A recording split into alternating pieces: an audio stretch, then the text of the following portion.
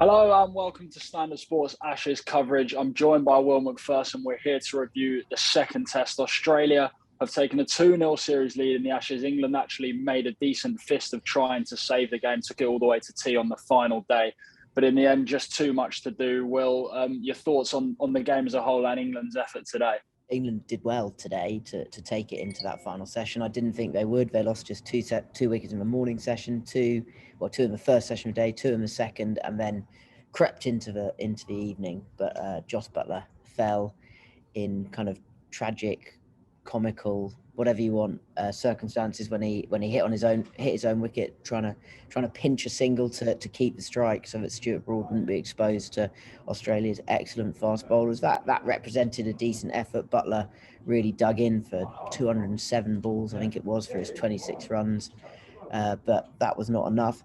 The problem was England had just given themselves far too much to do in the first 4 days of this game. They were behind the game from day one when Marnus Labuschagne batted really well, and then Australia piled on a massive first innings total, and then England just weren't good enough in their own first innings. They had one session of the match which you would say they absolutely dominated, and that was the first of day 3, and that is not enough. You can't win many test matches, but go to the 15th session and you've only emphatically won one of them. So yeah, England are in all sorts of bother now. They've got to do what no England team has ever done before, by coming from 2-0 down. Only the Australians have done that, and that was way back in 1936-37 under Don Bradman. So not too much reason for optimism for England, and not too much historical precedence for them coming from behind here. Let's give Australia a little bit of credit then, because they went into this game without their two best bowlers over the last however many years in Cummins and Hazelwood.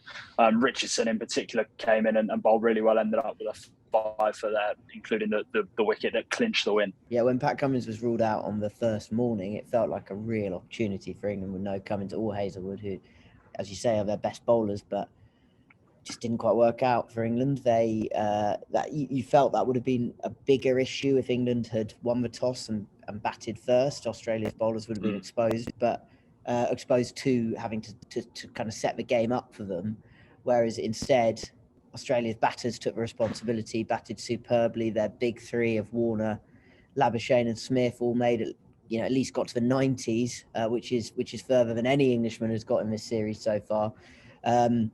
And then when they did come to bowl, they had 470 on the board. Richardson was excellent in the second innings, which is, I think, was something that he's becoming it's a bit of a trademark for him in Shield cricket over here, which is encouraging. Mitchell Starc, I thought, was outstanding throughout, and Michael Neser bowled some excellent balls and some threatening spells as well. And their great strength is they've got Nathan Lyon, who can just wheel away at one end as he did today. He got Ben Stokes out today. It felt like he was going to. And it was a quite kind of speculative LBW moment that actually got Stokes. But that was a key breakthrough. When Stokes went, you felt like England didn't have a chance. Actually, Buttler and Chris Wokes, even Ollie Robinson, who stuck around for 10 overs or so, got you to the point of believing, as this England team tend to, and then they fell away. We can talk a little bit more about what the aim is for the series for England when we preview the third test. But just briefly, do you think we'll see changes in the batting lineup in particular?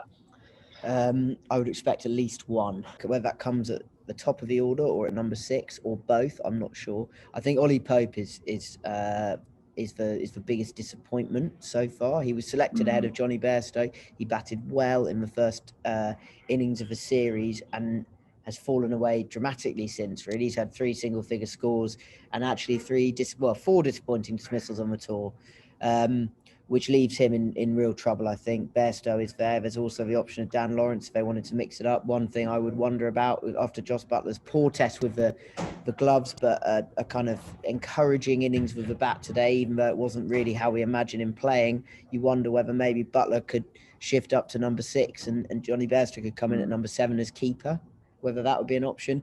And then Zach Crawley is pushing both of the openers. I don't know quite how the balance of power lies with the openers now.